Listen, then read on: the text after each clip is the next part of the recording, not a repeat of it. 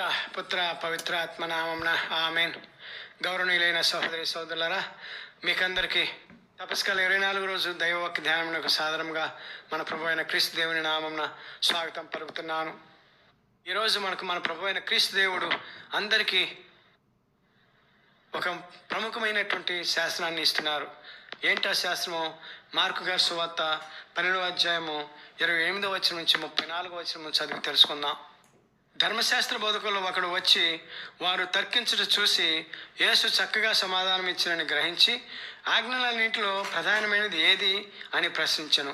అందుకు యేసు, ఇశ్రాయేలీయులారా వినుడు, మన దేవుడైన ప్రభువు ఏకైక ప్రభువు. నీ దేవుడైన ప్రభువును నీ పూర్ణ హృదయంతోనూ, పూర్ణ ఆత్మతోనూ, పూర్ణ మనస్సుతోనూ, పూర్ణ శక్తితోనూ ప్రేమింపవలను. ఇది ప్రధానమైన ఆజ్ఞ. నిన్ను నీవు ప్రేమించుకున్నట్లు నీ పొరుగువాడిని కూడా ప్రేమించుము. ఇది రెండవ ఆజ్ఞ. వీనిని మించిన ఆజ్ఞ మరొకటి లేదు అని సమాధానమిచ్చెను. అప్పుడు అతడు, బోధకుడా, నీవు యథార్థము చెప్పితివి. దేవుడు ఒక్కడే, ఆయన తప్ప మరి ఒకడు లేడు. ఆయనను పూర్ణ హృదయంతోనూ, పూర్ణ మనస్సుతోనూ, పూర్ణ శక్తితోనూ ప్రేమించుటయు, తనను తాను ప్రేమించుకున్నట్లు తన పొరుగువాడిని తాను ప్రేమించుటయు సమస్త హోమముల కంటే, సమస్త బలుల కంటే ఘనమైనది అని పలికెను. చక్కగా సమాధానమిచ్చిన ఆ ధర్మశాస్త్ర బోధకునితో యేసు, దేవుని రాజ్యమునకు నీవు దూరంగా లేవు అనను. అటు తరువాత ఆయనను ఎవరు ఏమీ అడుగుటకు సాహసించలేదు. ఇది క్రీస్తు సువిశేషము. క్రీస్తు మీకు స్తుతి కలుగును గాక. ఇది గౌరవనీయులైన సహోదరి సోదరులారా, ఈరోజు మన ప్రభువు ధ్యానించుకోమని మనకు అనుగ్రహించినటువంటి ఎంతో గొప్ప సందేశము, అదే ప్రముఖ శాస్త్రము, క్రైస్తవ విశ్వాసులకు, క్రైస్తవ మతానికి పునాది రాయి. ఇప్పుడు ఈ వాక్యమును ధ్యానించుకోవడానికి ప్రయత్నించేద్దాం. ఒకసారి ఇంగ్లాండ్లో ఉన్నటువంటి మాంచెస్టర్ అను ప్రధానమైనటువంటి నగరము వీధుల గుండా ఒక యవ్వన స్త్రీ కొన్ని సరుకులు తీసుకొని ఆ వీధిలో నుంచి నడుచుకుంటూ వెళ్తుండగా అనుకోకుండా హఠాత్తుగా వీధి రోడ్డు పక్కన ఉన్నటువంటి ఒక ఇంట్లో నుంచి అమ్మా అనే ఒక వృద్ధురాలు పడిపోయిన మూలుగు వినిపిస్తుంది. శబ్దాన్ని విన్నటువంటి ఆ యొక్క స్త్రీ కిటికీలో నుంచి లోపలికి తొంగి చూడగా ఆ ఇంట్లో మినుకుమంటూ ఉన్నటువంటి లైట్ ద్వారా ఆ వృద్ధురాలు పడిపోవటం చూస్తుంది. వెంటనే తను ఏమీ ఆలోచించకుండా ఆ యొక్క ఇంటిలోనికి డోరు కొంచెం దగ్గరగా ఉండగా దాన్ని తీసుకొని తన యొక్క సరుకులను బయట పెట్టుకొని లోపలికి వెళ్ళి ఆ వృద్ధురాలికి సహాయం చేస్తుంది. కింద పడిపోయినటువంటి ఆ వృద్ధురాల్ని లేపి కుర్చీలో కూర్చోబెట్టి తనకు కొన్ని మంచినీళ్ళు ఇచ్చి ఆ టేబుల్ మీద ఒక చివర ఉన్నటువంటి రొట్టె మరియు మంచినీళ్ళు, వారు అలవాటుగా తాగే ద్రాక్షరసపు బాటిల్ మరియు ఒక గ్లాసు అందించి కూర్చొని ఆ రొట్టె తిని ద్రాక్షరసం తాగి పడుకునేంత వరకు తనతో ఉండి ఆ స్త్రీ వెళ్ళిపోతుంది. ఆ విధంగా రోజు అటువైపు వస్తుండగా ఆ వృద్ధురాలు ఈమెకు కనిపించటం, ఇంట్లో తడుముకుంటూ నడవటం చూస్తూ ఉంటుంది. ఇక ఆమె ప్రతిరోజు ఆ వృద్ధురాలికి సహాయం చేయటం అలవాటు చేసుకొని ప్రతిరోజు తన యొక్క అలవాటుగా వెళ్ళి ఆ వృద్ధురాలకు రొట్టె తినటంలోనూ అన్నీ అందించడంలోనూ సహాయం చేస్తుంది. ఇంతకీ అసలు విషయం ఏంటంటే ఆ వృద్ధురాలకి కళ్ళు కనిపించవు. ఆ ఇల్లు చాలా ఉన్నతమైనటువంటి ధనవంతురాలి యొక్క ఇల్లు, ఒక్కతే నివసిస్తూ ఉంటుంది. ఈ విధంగా ప్రతిరోజు ఈ యొక్క యవ్వన స్త్రీ ఈమెకు సహాయం చేస్తూ ఉండగా హఠాత్తుగా ఒకరోజు అనుకోకుండా అటువైపు నుంచి ఒక కారు వెళ్తూ ఆ ఇంట్లో ఆ వృద్ధురాలు కాకుండా ఎవరో యవ్వన స్త్రీ ఉన్నదని గుర్తించి ఆ కారు అతను ఆపివేసి ఆ కారులో ఉన్నటువంటి భార్య భర్తలు ఇద్దరు ఇంట్లోకి వెళ్తారు. తీరా చూడగా ఈ యవ్వనస్తురాలు, మీరు ఆ యవ్వనస్తురాలను పట్టుకొని కాళ్ళు చేతులు ఒక స్తంభానికి కట్టివేసి నిల్చోబెడతారు. అనుకోకుండా జరిగినటువంటి ఈ హఠాత్ సంఘటనకు ఆ యవ్వనస్తురాలు భయపడిపోద్ది. కట్టివేసిన తర్వాత ఆ భార్య భర్తలు ఇరువురు, who are you, why do you enter into my house, what are you doing with my mom అన్న మాటలు విన్నటువంటి ఆ యవ్వనస్తురాలు భయపడిపోద్ది. ఇన్ని రోజులు ఈమెకు ఎవరు లేరు అని అనుకున్న ఆమె ఒక్కసారిగా, why did you enter into my house, what are you doing to my mom అన్న మాటలు విన్నటువంటి ఆ వృద్ధురాలు కంగు తింటుంది. ఎందువల్లంటే ఆ వృద్ధురాలికి కూడా తెలియదు ఈమె ఒక బానిస అని. ఎందువల్లంటే ఇప్పటివరకు ఆ వృద్ధురాలు తన కోడలు అనుకున్నది. తన కోడలు రోజు వచ్చి తనకు సహాయం చేస్తుంది అని భావించింది. కొన్నిసార్లు మాట సందర్భంలో మేరీ మేరీ అనగానే yes aunty here I am అని అంటూ ఉండేది. ఎందువల్లంటే వృద్ధురాలి కోడల పేరు మేరీ మరియు ఈ స్త్రీ పేరు కూడా మేరీ. ఒకసారి ఈ వృద్ధురాలికి ఈ యవనస్తురాలపై అనుమానం వచ్చింది. ఎందువల్లంటే మేరీ మేరీ అనగానే ఎస్ ఆంటీ అంటుంది, కానీ అక్కడక్కడ ఉన్నటువంటి వస్తువులు కొన్నిసార్లు అడిగి తెలుసుకుంటుంది. ఎందువల్లంటే అదే కోడలు అయితే తన అన్ని విషయాలు తెలుసు, కిచెన్లో ఎక్కడ ఏ వస్తువు ఉంటుందో తెలుసు, కాబట్టి తను కోడలే అన్నీ తనకు ఏర్పాటు చేసి పెట్టేది. కానీ కొన్ని నెలల నుంచి ఆ కోడలు కుమారుడు అటువైపు తిరిగి చూడటం లేదు. ఎందువల్లంటే వారు వారి యొక్క ఫ్యాక్టరీ పనుల్లో బిజీ అయి ఉండటం వలన రాలేకపోతున్నారు. అప్పటి నుంచి ఈ వృద్ధురాలు ఒక్కలే తడుముకుంటూ తన పని చేసుకుంటూ ఉండేది. అయితే ఒకసారి ఈ యొక్క వృద్ధురాలు ఈమెను పరీక్షిద్దామని తన యొక్క డబ్బుల సంచి డైనింగ్ టేబుల్ మీద పెట్టి ఏమీ తెలియనట్లుగా తను చేస్తున్న పనులన్నింటినీ చేయించుకునేది. అయితే ఆ స్త్రీ ఈ వృద్ధురాలి ఇంట్లో ఏమీ అంటుకోకుండా తను ఆ వృద్ధురాలికి సహాయం చేసి తన ఇంటికి తన యొక్క సరుకులను తీసుకుని వెళ్ళిపోయేది.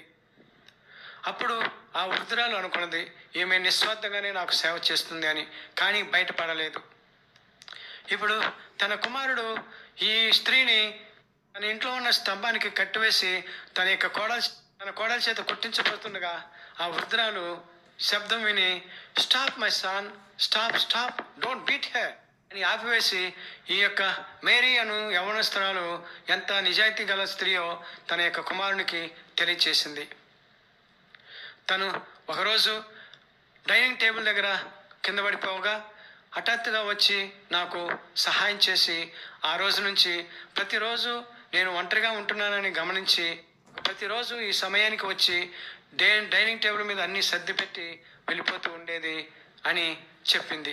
ఎందువల్లంటే గౌరవనీయ సహోదరి సోదరులారా, ఇంగ్లాండ్ ప్రజలు మోషే ధర్మశాస్త్రాన్ని ఇజ్రాయెల్ ప్రజలు ఏ విధంగా పాటిస్తారో వారు టైం పంక్చువాలిటీని చాలా క్రమంగా పాటిస్తారు. అందువలన వృద్ధురాల యొక్క భోజన సమయాన్ని గుర్తినటువంటి ఈ యవనస్తురాలు ప్రతిరోజు అదే సమయానికి వచ్చి వృద్ధురాలైనటువంటి తనకు ఈ యొక్క యవనస్తురాలు సహాయం చేస్తుందని వివరంగా చెప్పింది. ఇంతకీ ఈ మేరీ ఎవరని ఆరా తీయగా ఈ మేరీ అనే స్త్రీ ఇంగ్లాండ్లోని అత్యంత పారిశ్రామిక నగరాల్లో ఒకటైన మాంచెస్టర్ పత్తి పరిశ్రమకు ప్రసిద్ధి చెందింది, లేక కాటన్ టెక్స్టైల్స్కి ప్రసిద్ధి చెందింది. ఈ కాటన్ టెక్స్టైల్ పరిశ్రమ ముఖ్యంగా 19వ శతాబ్దంలో ఇంగ్లాండ్లో అభివృద్ధి చెందింది. ఇంగ్లాండ్లో పరిశ్రమలో పనిచేసే వారి యొక్క జీవితం చాలా దీనంగా ఉంటుండేది. అంత దీనంగా ఉండేది అంటే ఆ పరిశ్రమలో పనిచేసే వారి యొక్క ఇల్లు ఆ పరిశ్రమల పక్కనే ఉన్నటువంటి గట్టసమైన లేక మురికి కాలువల మీద ఉండే స్లమ్స్లలో లేక గుడారాల్లో వీరు జీవిస్తూ ఉంటారు.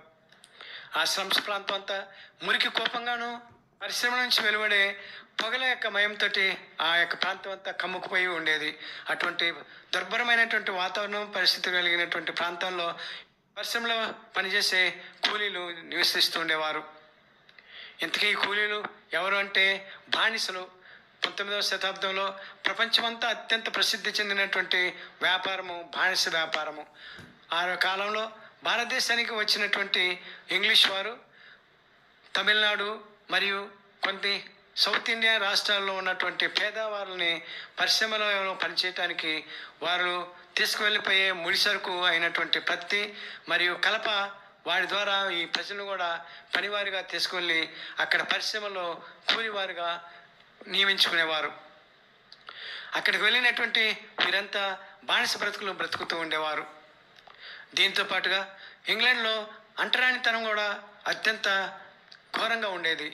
ఎలాగంటే ధనవంతులు ఈ యొక్క బానిసలను హీనాతిహీనంగా చూసేవారు. అటువంటి జీవితం జీవిస్తున్నటువంటి స్త్రీ ఈ మేరీ అను ఈ యొక్క యవనస్తురాలు.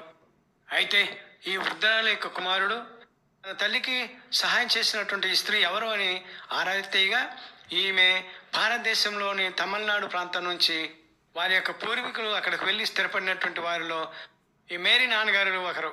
మేరీ మరియు ఆమె యొక్క కుటుంబ సభ్యులందరూ భారతదేశం నుంచి వచ్చిన వారు అని తెలుసుకున్నటువంటి వృద్ధురాలు కుమారుడు ఈమెను చాలా గౌరవించారు. ఎందువల్లంటే అతను విన్న దాని ప్రకారము భారతీయులు చాలా నిజాయితీ పరులని తను చాలాసార్లు విన్నాడే, కానీ ఈ మేరీ ద్వారా ఆ విషయాన్ని రుజువు చేసుకున్నాడు. ఎలాగంటే అన్ని రోజుల నుంచి ఈ మేరీ తన తల్లికి సహాయం చేస్తుందే కానీ ఆమె నుంచి ఏమీ ఆశించలేదు, ఏ వస్తువు కూడా దొంగిలించడానికి ప్రయత్నం చేయలేదు. ఎందువల్లంటే తన తల్లి అందురాలు, ఆ యొక్క బలహీనతను బట్టి ఏదైనా వస్తువు తీసుకెళ్లే అవకాశం ఉంటుంది. కానీ ఈ స్త్రీ అలా పని చేయకపోగా నిస్వార్థంగా తన తల్లికి నిస్వార్థంగా సేవ చేసిందని గుర్తించాడు. ఈ విషయం తెలుసుకున్నటువంటి అందురాలైనటువంటి ఆ యొక్క వృద్ధురాలు తన కుమారుడికి ఈ మేరీని తన యొక్క కుటుంబాన్ని తన ఇంట్లో పని మనుషులుగా అపాయింట్ చేయమని, ఈ మేరీకి 2 సంతానము, 2 మగపిల్లలే. ఆ 2 మగపిల్లల్ని తను సొంత ఖర్చులతోటి మంచి స్కూల్లో చేర్పించి చదివించమని తల్లి కోరింది తన కుమారుణ్ణి. ఇది గౌరవనీయులైన సహోదరి సోదరులారా, ఈనాటి సువిశేషం యొక్క సారాంశము ఏమిటి? ఆ సువిశేష సారాంశం అంటే ఈ యొక్క మేరీ అను యవనస్త్రాలు చేసినటువంటి నిస్వార్థ సేవ, దానినే మనము నీవలే నీ పొరుగు వారిని ప్రేమించు అని క్రీస్తు ప్రభు చెప్పినటువంటి 2వ ఆజ్ఞకు వాస్తవ కార్యరూపం, నిజమైన అర్థం. గౌరవనీయులైన సహోదరి సోదరులారా, మేరీ అను యవనస్త్రాలు అనుకోకుండా ఆ వృద్ధ అందురాలికి చేసినటువంటి సహాయానికి దేవుడు ఇచ్చినటువంటి దీవెనపూర్వక అభివృద్ధి. ఈ యొక్క చిన్న సహాయం వలన ఆమె తన బానిసత్వం నుంచి విముక్తి పొందింది. తన యొక్క బిడ్డలు చక్కగా చదువుకుని వృద్ధులు అవటానికి సహాయపడ్డది. గౌరవనీయులైన సహోదరి సోదరులారా, ఈ కొద్ది సంఘటన బట్టి దేవుడు ఈరోజు మనకు తెలియజేస్తున్నటువంటి సందేశం ఏమిటంటే, ఎవరికైనా మన అవసరం వచ్చినప్పుడు మనము అర్హులమా అనర్హులమా, లేక ధనికులమా పేదవారమా, లేక మనము అంటరాని వారమా, అవన్నీ చూడకుండా మానవత్వాన్ని చూపించాలి. అయితే ఆ మానవత్వం చూపించినందుకు ఒక్కొక్కసారి మనకి కష్టాలు రావచ్చు.